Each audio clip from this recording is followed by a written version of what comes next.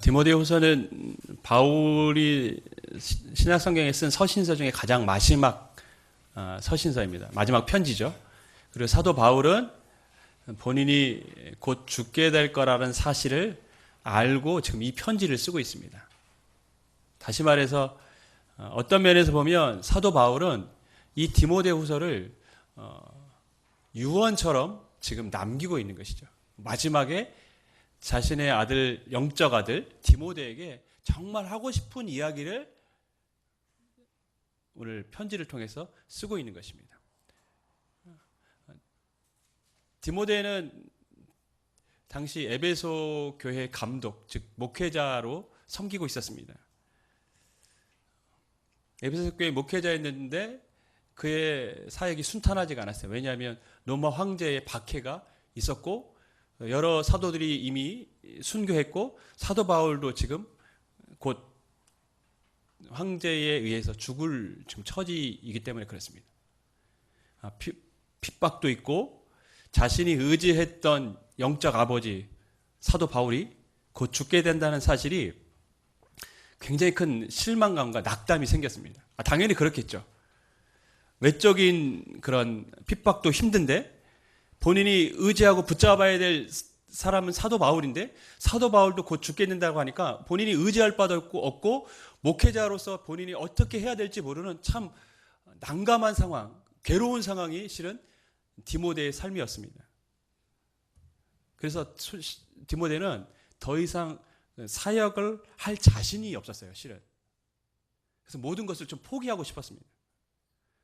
어떻게 해야 될지, 무엇을 해야 될지 아주 심적으로 방황하고 불안해하고 있던 것이 디모데였습니다. 그래서 사도 바울은 디모데에게 마지막으로 편지를 쓴 것입니다.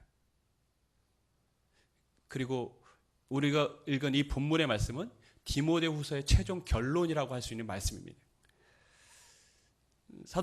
디모데는 절망 중에 방황하고 있고 또 심적으로 불안해하고 있고 낙담하고 있습니다. 무엇을 해야 될지 모르고 있습니다. 삶의 의욕이 꺾였습니다. 여러분, 그런 디모데의 모습은 또한 오늘날 우리들의 모습이기도 하고 이 시대 많은 사람들의 모습이기도 합니다. 이 땅에 많은 사람들이 힘들어합니다. 괴로워합니다. 삶에 희망이 없다고 말합니다. 그렇다면 오늘 이 디모데후서의 말씀은 단순히 디모데 한 사람에게 들려주는 하나님의 말씀이 아니라 이 시대에 방황하고 흔들리고 있고 무엇을 어떻게 해야 될지 모르는 사람들에게 들려주는 하나님의 동일한 음성이기도 합니다. 그래서 우리는 이 말씀에 귀를 기울여야 합니다.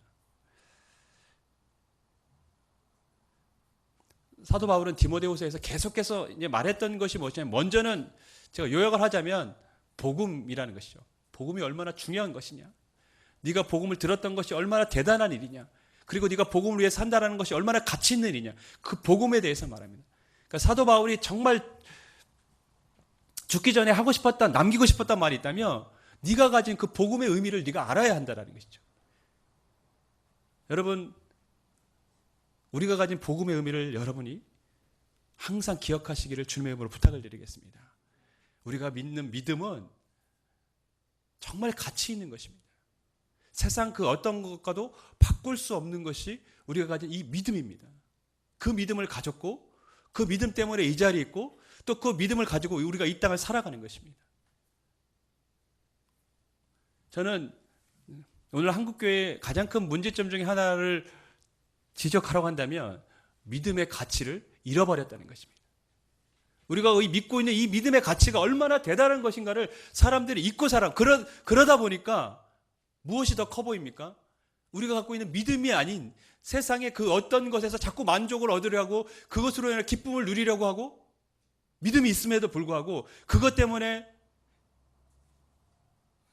오히려 좌절하고 절망하고 슬퍼하고 있습니다. 믿음이 있는데도. 여러분, 사도 바울은 디모데에게 그 믿음의 가치, 복음의 의미를 전해주고 싶었고 그것을 잃지 않기를 바라는 마음이 있었습니다. 그래서 디모데후서에서 계속해서 복음의 의미가 무엇인지를 설명하고 있었습니다. 또한 사도 바울이 디모데에게 전해주고 싶었던 말씀은 종말이 있다라는 것입니다. 디모데후서에서는 계속해서 세상 끝날에 대해서 언급을 하고 있습니다. 그러니까 바울은 디모데가 세상의 끝날이 있다, 그것을 네가 항상 기억하고 살라고 말씀하고 있습니다. 왜 세상 끝날이 있다고 말씀했을까요? 네가 겪고 있는 고난은 오래가지 않는다는 것이죠. 그리고 세상 끝날에 어떻게 됩니까? 네가 주님을 보게 될 것이라는 것입니다. 그러니까 흔들리지 말라라는 것이죠. 초대교회 성도들은 지금부터 2000년 전이지 않습니까?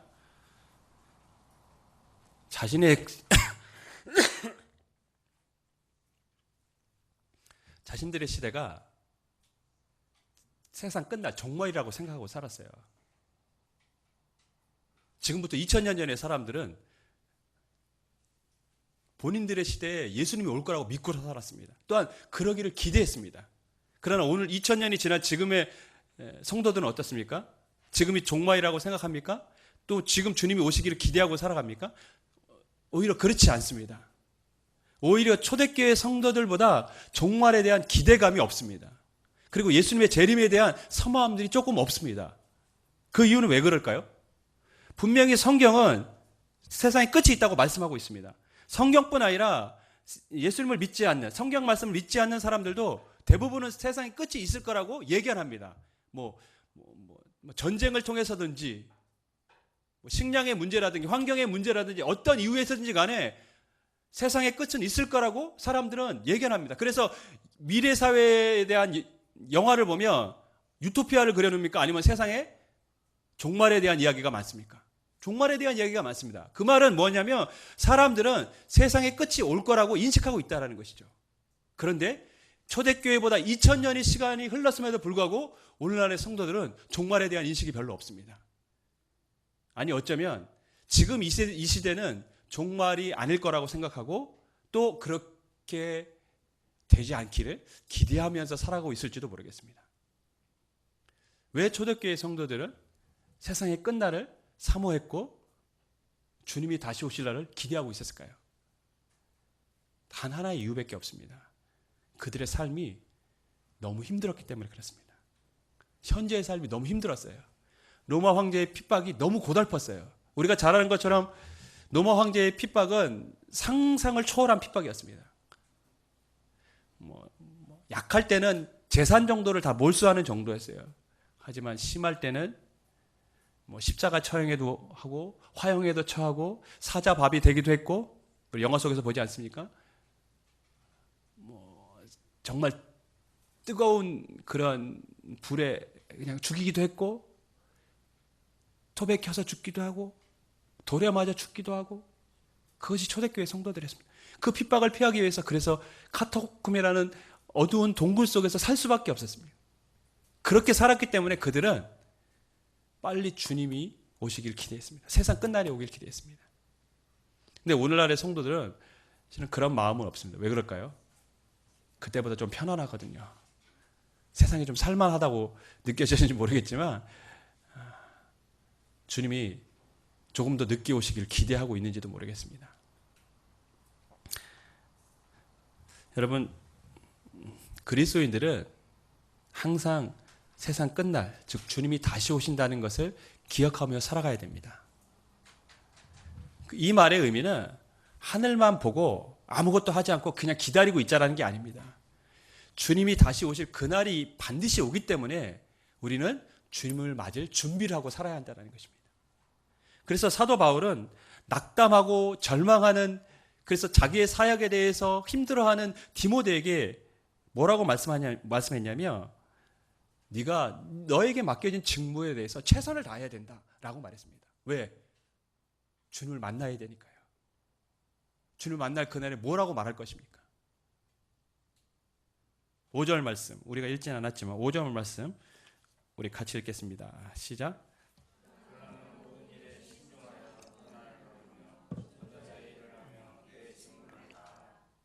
네. 고난을 받으며 전도의 직무를 다하고 전도자의 일을 하고 내 직무를 다하라. 흔들리지 말라라는 것이죠. 왜?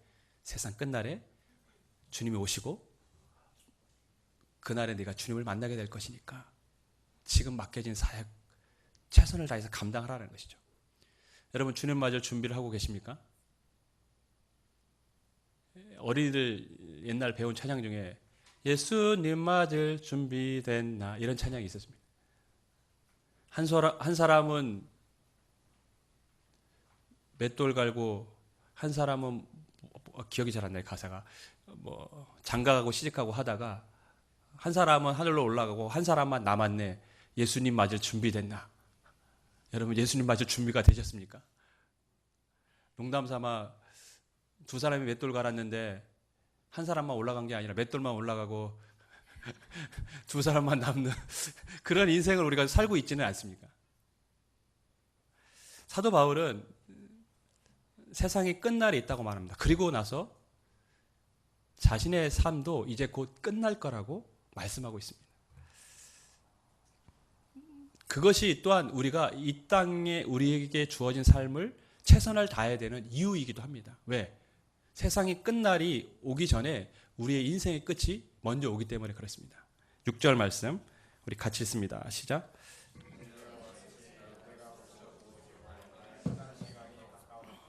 전제라는 것은 포도주를 붓는 제사입니다. 포도주는 이제 피를 상징하는 것이죠. 그러니까 번제를 드리고 소제를 드릴 때 같이 드려졌던 게 전제입니다. 희생 제물처럼 소제물처럼 정해진 포도주를 드린, 피를 의미하는 포도주를 드림으로 자신의 온 마음을 하나님 앞에 바쳤다는 의미로 드렸던 것이 전제입니다. 근데 사도 바울은 지금 뭐라고 얘기합니까? 전제와 같이 내가 벌써 부어졌다라는 것이죠. 전제와 같이 부어졌다는 얘기는 자신은 이미 희생 제사로 하나님 앞에 바쳐졌다는 것입니다. 다시 말해서 그 뒤에 있는 말씀처럼 나의 떠날 시각이 다가왔다라는 것입니다. 나는 하나님께 삶으로 제사를 다 드렸고 이제 내 삶을 하나님 앞에 드려졌고 그래서 곧 순교하게 될 것이고 나는 하나님 앞에 서게 될 것이다. 이렇게 말씀하고 있는 것입니다. 사도 바울은 자신이 곧 죽는다는 것을 알고 있었습니다. 여러분, 모든 사람은 죽습니다. 예외 없습니다. 인생은 끝이 있습니다. 누가 더 오래 살았느냐, 덜 살았느냐의 문제지 누가 더 빨리 갔느냐, 늦게 갔느냐의 문제지 누구나 다 죽습니다. 우리는 한정된 시간을 살아가는 사람들입니다. 제한된 시간 안에서 살아가는 사람들입니다. 우리에게 있는 시간이 여러분 무한정 있는 시간이 아닙니다. 한정된 시간입니다. 그래서 바울은 에베소 교회에 보낸 편지에서 뭐라고 말했냐면 세월을 아끼라고 말했습니다. 여러분, 세월을 아끼고 계십니까? 세상이 얼마나 빨리 흘러가는지. 저는 제가 전에 신방했던 권사님 한 분이 세월이 얼마나 빨리 흘러가는지에 대해서 이 세상 사람들이 들어야 될 가장 위대한 명언을 남겼다고 생각하는 분이 있습니다. 신방을 가세요. 나이가 80 정도 되셨습니다. 그래서 저랑 이제 신방하면서 본인의 지나간 삶들을 쫙 얘기하면서 목사님, 조금 전에 점심 먹고 저녁 먹은 것 같은데 벌써 80이 됐다고.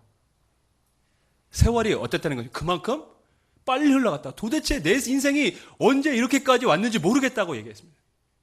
성경에 우리의 연수가 70이고 80인데 그 연수도 뭡니까? 화살처럼 날아간다고 얘기하고 있습니다. 여러분 동의하시죠? 저기 애들은 동의 못할 거예요. 근데 저만 해도 정말 동의가 돼요. 왜 이렇게 세상이 빨리 흘러가는지 모르겠어요. 여러분, 그래서 우리는 한정된 시간에 빨리 흘러가는 이 세상을 살고 있기 때문에 주어진 시간을 아끼면서 살아야 됩니다. 어리석은 사람은 언제나 시간이 충분하다고 생각합니다. 그래서 세월을 아끼지 않습니다. 너무 쉽게 할 일을 다음으로 미룹니다. 너무 쉽게 오늘 할 일을 내일 하자고 합니다. 그러나 지혜로운 사람은 항상 시간이 충분하지 않다고 생각합니다. 그래서 세월을 아끼는 것이죠. 오늘 할 일을 내일로 미루지 않습니다. 왜? 나에게 남겨진 시간이 많지 않다는 것을 알고 있기 때문에 그렇습니다. 지금 해야 될 일을 그래서 미루지 않습니다. 여러분 어떻게 삶을 살고 계십니까? 시간을 아끼고 계십니까? 아니면 마치 내 안에 무제한의 시간이 있는 것처럼 이 땅을 살고 있습니까? 우리는 제한된 시간 속에서 살아가는 끝이 있는 인생을 살아가는 사람들입니다. 여러분 이 사실을 잊지 마시고 주어진 시간을 아끼시기를 주님의 이름으로 간절히 부탁을 드리겠습니다. 사도 바울은 자신이 죽을 날이 임박했음을 디모데에게 말하고 있습니다. 하지만 그의 어조는 절망하지 않습니다. 죽음에 임박한 것에 대해서 본인은 낙담하지 않습니다. 오히려 희망에 찬 소리로 디모데에게 권면을 합니다. 7절 말씀 우리 같이 읽겠습니다. 시작.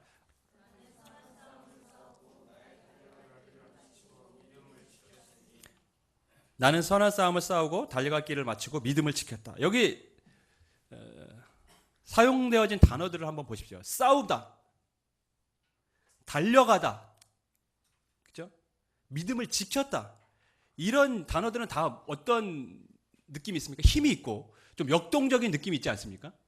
싸우는데 여러분 싸웠다고 하는데 역동적이지 않은 느낌. 싸웠다는 것은 굉장히 힘을 다해서 최선을 다해서 뭔가 부딪혔다라는 것이니까요. 달려갔다라는 것도 걸어갔다라는 것은 천지 차이 아닙니까? 무엇을 향해서 달려갔습니다. 그것은 열심히 있었다는 것이죠. 지켰다는 것도 의지가 굉장히 반영된 이야기입니다. 그러니까 사도 바울은 자신의 인생을 어떻게 살았는가에 대해서 말할 때 적극적으로 열심히 최선을 다해서 살았다고 말을 하고 있는 것입니다. 사도 바울에게는 달려갈 길이 있었습니다. 이 달려갈 길이 무엇입니까? 비전이 있었다는 것이죠. 하나님이 주신 꿈이 있었다는 것이, 사명이 있었다는 것입니다. 그 사명이 뭡니까? 온 세상에 복음을 전하는 것이었습니다. 그 주님이 주신 사명, 복음을 전하는 길은 편안한 길이 아니었습니다. 우리가 성경을 읽어보면 알지만 그 사도 바울의 길에는 항상 무엇이 같이 있었습니까? 핍박이 같이 있었습니다. 돌에 맞아 죽을 뻔하기도 했고, 태장에 맞아서 수차례 고생을 하기도 하고, 사람들이 붙잡아서 죽이려고 했던 일도 수차례 있었고, 폭풍우를 만나서 죽을 위기도 있었고, 사도 바울은 자신의 사명을 위해 달려가는 삶 가운데 늘 수도 없는 죽음의 위협을 직면했습니다. 그래도 포기하지 않고 굴하지 않고 끝까지 달려갔습니다. 지금 이 죽음이 임박한 그 상황에도 사도 바울은 그 복음을 위해 살다가 지금 그 자리에 있는 것입니다. 저는 개인적으로 생각하면 저 같으면 그런 마음이 들 거예요. 이제 내가 열심히 했으니까 좀 쉴 때도 됐겠다. 그런 마음이 들었을 것 같은데 그는 마지막까지 최선을 다해서 주신 사명에 달려갔습니다. 저는 이 달려갔 길이 있었다는 표현을 보면서 한참 묵상을 했습니다. 왜 달려갔다라는 표현을 썼을까? 여러분, 목표 지점을 향해서 달려간다. 그것은 걸어가는 것과는 차이가 있습니다. 여러분, 걸어가면은 여러분은 어떤 느낌이 듭니까? 좀 여유로운 느낌이 있잖아요. 하지만 달려갔다는 얘기는 어떤 느낌이 있습니까? 급한 느낌도 있고 또한 그 사람이 그것을 향해서 어떠한 마음이 있는지를 우리가 느낄 수 있습니다. 즉 사도 바울은 주어진 하나님이 주신 비전을 향해서 달려갔습니다. 걸어간 것이 아니라 뛰어갔습니다. 열정적으로 자신의 주어진 그 시간 내에서 하나님이 하나님이 맡겨주신 그 일을 최선을 다해서 살아갔다는 것이죠.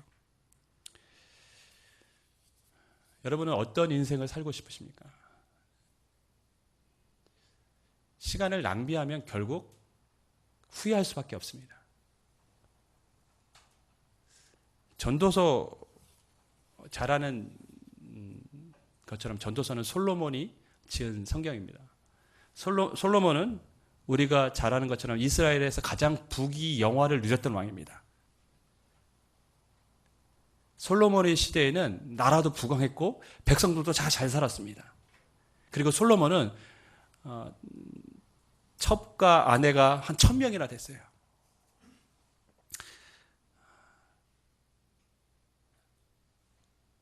이름이나 다 할까 모르겠습니다. 제가 생각해요. 어떻게 이름이나 다 할까?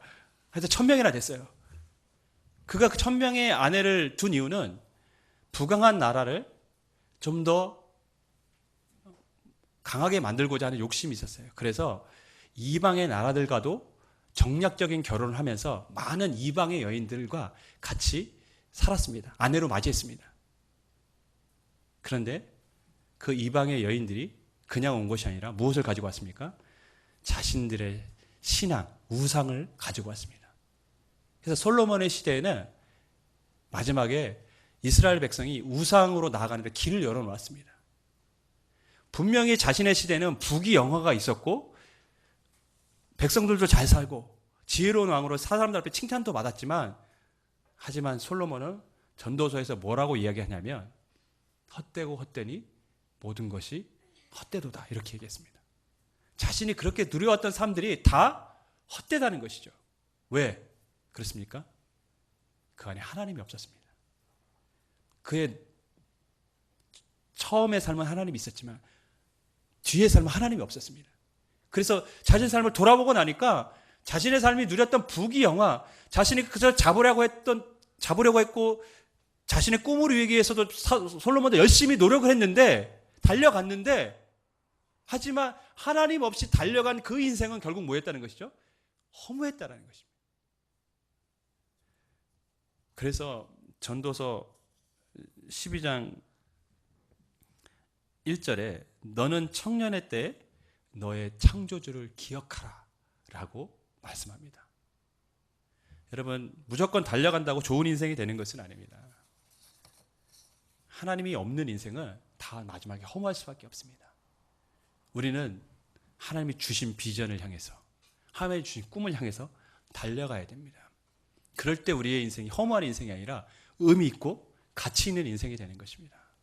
저는 여러분이 가치 있는 삶을 살기를 주님의 이름으로 간절히 축원하겠습니다. 여러분 옆 사람에게 이렇게 한번 권면하겠습니다. 아니면 자기 자신에게 가치 있는 인생을 삽시다. 한시 하겠습니다. 네. 네.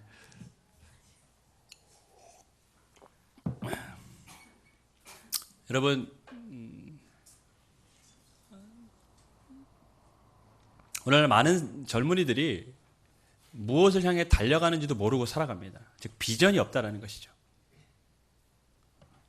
그래서 갈팡질팡합니다. 또 그 비전을 향해서 사람들이 열심히 뛰지 않습니다.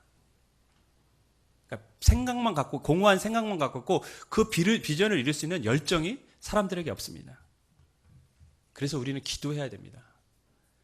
여러분에게 비전이 없다면 하나님이 주시는 비전을 달라고 기도하셔야 됩니다. 또 하나님이 여러분이 주신 비전, 꿈이 있다면 하나님 그 비전을 이룰 수 있는 열정, 세월을 아낄 수 있는 지혜로운 자가 되게 하여 주옵소서. 여러분 기도하셔야 됩니다. 사도 바울은 본인이 선한 싸움을 싸우고 달려갈 길을 마치고 뭐 했다고 하면 믿음을 지켰다라고 말합니다.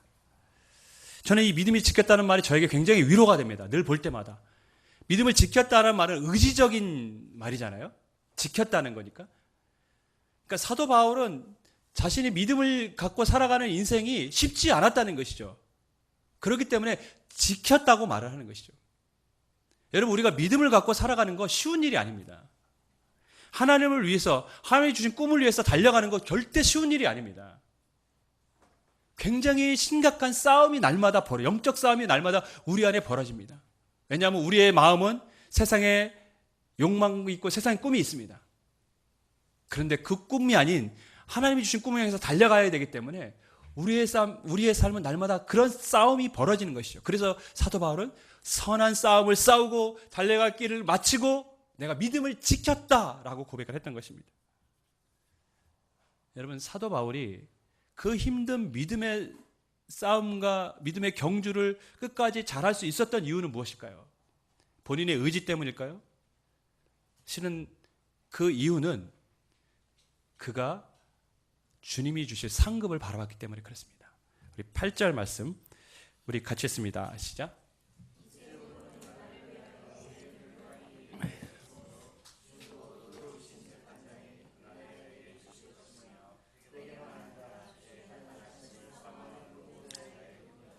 여러분, 솔직히 이 디모데 후서의 말씀이 이 말씀 하나로 다 지배하게 됩니다. 인생의 끝이 있습니다. 우리가 주님 앞에 그때 서게 될 것입니다. 세상에 종말이 있습니다. 우리가 주님 앞에 서게 될 것입니다. 그리고 우리가 복음을 위해 살아갑니다. 그 삶은 쉬운 삶이 아니지만 결국 어떻다는 것입니까?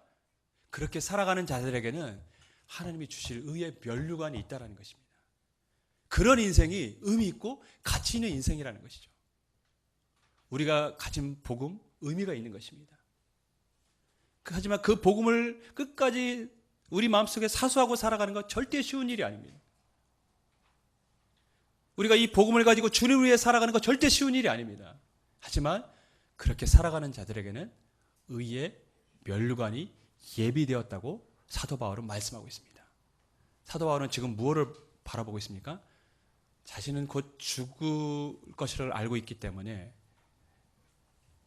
다시 만날 주님을 바라보고 있습니다. 그는 지금 감옥에서 이제 내가 죽는구나 신세한탄하고 있는 것이 아니라 이제 내가 죽는구나, 내가 곧 주님을 보게 되는구나, 그날의 내가 살아왔던 이 믿음의 싸움을 살아왔던 나의 삶을 바라보시면서 주님께서 나에게 의의 면류관을 주시겠구나 하고 그 주님을 바라보고 있는 거예요. 그래서 그는 죽음 앞에서 절망하지 않습니다. 오히려 감격하고 소망을 하고 있는 것이죠. 다시 만날 주님, 나를 칭찬하실 주님, 나에게 의의 면류관을 주실 주님, 그 주님을 기대하고 있었던 것입니다. 제가 이제 전도사 때의 일입니다. 신학교를 다닐 때 연말이 되면 교회에 전도사님들이 이제 사역지를 연말마다 많이 옮기잖아요. 여러분도 많이 경험해봐서 아시겠지만 그렇게 되면 보통 무슨 얘기를 하냐면 그 교회가 어떻다 이런 얘기도 하지만 이게 또 신학생들도 사람이 사람인지라 그 교회는 사례비가 어떻더라 이런 얘기를 합니다. 그런 얘기를 할 때마다 가슴이 좀 무거워요, 제가. 그리고 제 자신에게 실망할 때가 참 많았어요. 왜냐하면 저는 나름대로 믿음 안에서 산다고 사례도 안 받고 봉사도 한 적도 있고 정말 하여튼 제가 그랬습니다. 많은 사례 안 받고 열심히 사역했고 때때로 목사님이 뭔가를 사례비를 올려주신다고 했을 때 저와 뜻이 맞는 목사님이 안 올려줘도 되니까 필요한 사역자를 한 명 더 쓰십시오 라고 말한 적도 있어요. 물론 진짜 그렇게 했습니다. 왜냐하면 우리의 사례가 올라가는 것보다 지금 그 부서를 맡아야 될 사역자가 필요하기 때문에 그렇게 해달라고 말씀을 드린 적도 있어요. 물론 아내가 힘들었겠죠.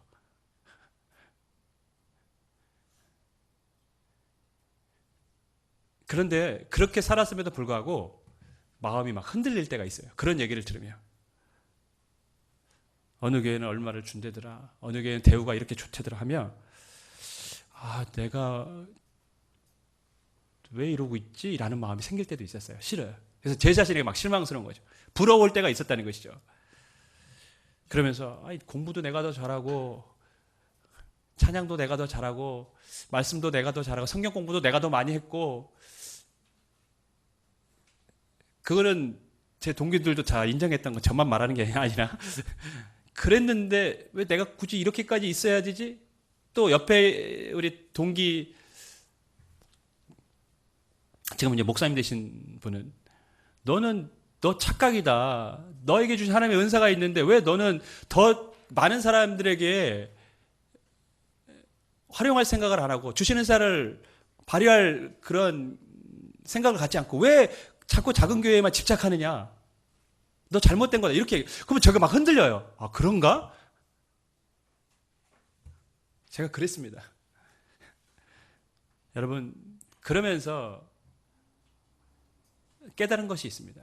우리가 하나님이 주실 의의 면류관을 바라보지 않고 이 땅의 것을 바라보면 흔들릴 수밖에 없다는 것입니다. 세상적인 욕망은 우리의 비전을 흔들어 놓습니다. 세상적인 바람은 우리가 달려갈 길을 가지 못하게 하고 다른 길을 가게 합니다. 이 땅의 만족이 아닌 주님이 주실 상급을 바라보고 살아가는 자만이 믿음의 길을 걸으며 선한 싸움을 싸우고 달려갈 길을 바칠 수가 있습니다. 그리고 그런 사람들에게 주님이 주시는 의의 면류관이 예비되어 있는 줄 믿습니다. 주 안에 사랑하는 여러분, 여러분에게 이 소망과 이 믿음이 있기를 주님의 이름으로 간절히 축원하겠습니다. 제가 설교 제목을 달려갈 길이라고 했어요. 두 가지 의미가 담겨져 있습니다. 하나님이 우리에게 주시는 비전이 있어야 한다. 달려갈 비전, 비전이 있어야 한다는 의미입니다. 또한 그것은 걸어가서는 안 되는 길이라는 것이죠. 달려가야 되는 우리는 인생을 살아야 합니다. 주어진 시간 한정되어 있습니다. 남지 않습니다. 여유롭지 않습니다. 얼마나 빨리 흘러 지나가는지 여러분 점점 우리가 주님을 맞이할 시간이 다가오고 있습니다. 세상의 끝날이 언제 임할지 모르겠지만 분명한 것은 우리의 인생의 끝날은 곧 다가올 것입니다. 그래서 우리는 달려가야 합니다. 주님이 주신 꿈을 향해, 비전을 향해. 여러분은 여러분의 인생의 마지막에 어떤 고백을 하기를 원하십니까? 솔로몬은 부귀 영화를 누렸지만 헛되고 헛되니 모든 것이 헛되도다 이렇게 얘기했습니다. 하지만 사람들 눈에 보기에 참 고달픈 인생을 살아갔던 바울은 고린도전서 15장에서 뭐라고 얘기했냐면 주 안에서 수고가 헛된 줄 아는 줄 내가 안다라고 얘기했습니다. 부귀 영화를 누렸던 사람 헛되다고 얘기했고 매 맞고 터지고 힘들게 살아갔던 바울은 그 수고가 헛되지 않은 줄 내가 안다라고 고백했습니다. 여러분 헛되지 않은 인생을 살기를 주님의 이름으로 간절히 축원하겠습니다. 마지막 때가 있다고 믿고 인생의 끝날에 주님을 보게 될 것이라고 믿고 오늘 우리에게 주신 하나님의 꿈을 향해서 주어진 시간을 낭비하지 않고 달려감으로 주님이 주실 의의 면류관을 다 받으시는 저와 여러분이 되기를 주님의 이름으로 간절히 축원하겠습니다.